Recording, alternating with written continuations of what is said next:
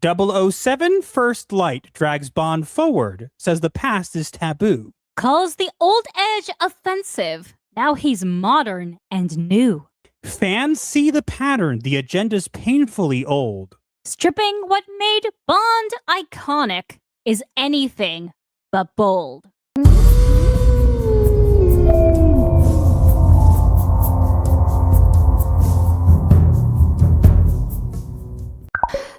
Boy, same song and dance yet again. Who could have seen this coming? Hey guys, guess what? We're getting a James Bond game. Do you think that we're going to get a faithful adaptation of James Bond, or they're going to take it and make it for the modern audience? Yay, the modern audience that doesn't exist because they don't actually buy anything. They're all bots on Twitter.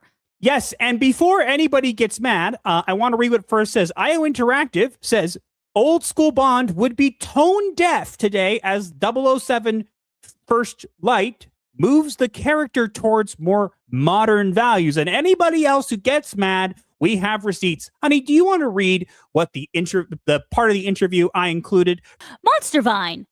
Bond is known for being a smooth talker and, at times, a womanizer. Will we be seeing this side of him? Emborg. Yeah, you will. But obviously, as they were saying on stage before, the character Bond has evolved. So he's evolved through the decades, and obviously we reflect modern values. So it's not going to be your old school Bond, which would just be tone deaf in this day, right? He's a modern guy. What the hell does that mean? It means we're going to find a way to make Bond not Bond, but we slap the name James Bond on it, so that means you'll buy it, right? No. You know who did that, honey? Bob Who? Iger. Oh, He said, yeah. oh, we could just make whatever, just slap the Star Wars label on it. How's that going for you, Bob? Yeah, or the supernatural Nancy Drew TV show that got slapped with Addams Family. He'll be like, the name's Bond, James Bond, with consent. With your consent, of course, my lady. Tips fedora. Oh my god. As the guy wearing one. I get the irony. Well, I am your lady. Yes, but still. Look, I've seen some footage of this, and I'll be honest, I'm not a James Bond connoisseur. I've seen, obviously, some of the movies. Who hasn't?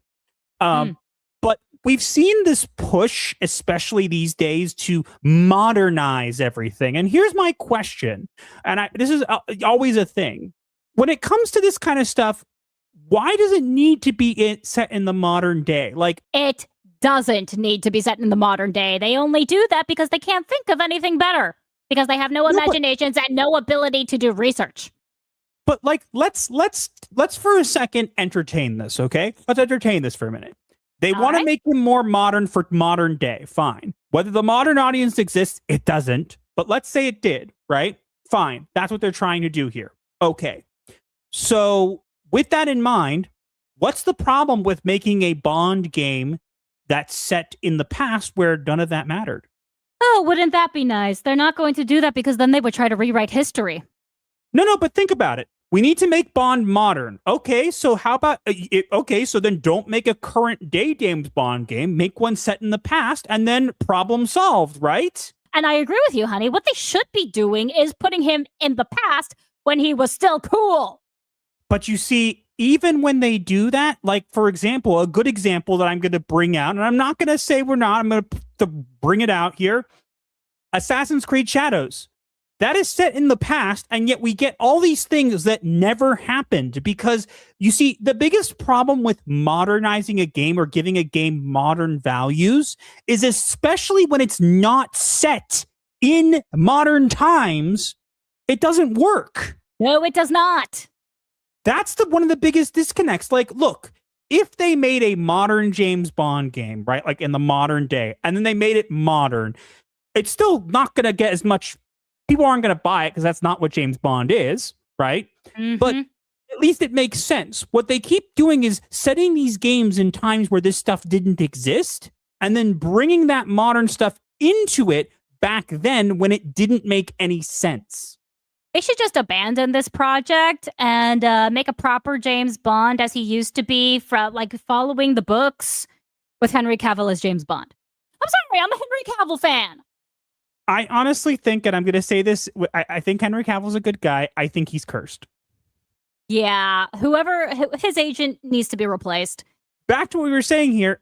Again, it's especially when they take these games and modernize them in a place where they were not modern, it doesn't work. And they keep doing this. And even if they make a modern game, it's not James Bond. James Bond was a thing in the past and continued into the present.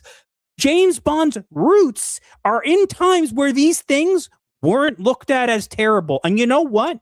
People are god dang tired of seeing this trope again and again. You're not making a James Bond game. You're making a game that has a character with a James Bond coat of paint, but is the same boring guy who doesn't shoot without consent, uses his gun as a club because he couldn't be shooting. And like, we don't need this. Now, could this game be good? Yeah. Could it sell well? Of course it could. But this is not going to make people happy. Yeah, you only use your gun as a club if you run out of bullets. Or you use your fist. We'll have to wait and see what this actually ends up being. I've seen some footage of it, and it's not actually that bad. But, like, the gameplay I've seen. But we'll have to wait and see. When people say things like this, I honestly believe it hurts their bottom line. I don't think it means the game's gonna flop. I don't think so. I think there's enough people out there who like James Bond and the brand and will buy whatever's in it. You know, but it does hurt. There will be people who don't buy it just because of that. So it's something to keep in mind. It always affects the sales. They should just they need what they need to do is let the work speak for itself and say nothing. Or better yet, they need to put people on the project who actually care for the source material and actually will take the source material and use the roots of what made Bond unique and what made Bond such a beloved character rather than trying to invent a new version of him for the modern day. How about making a Bond that appeals to his roots? Oh, wouldn't that be nice?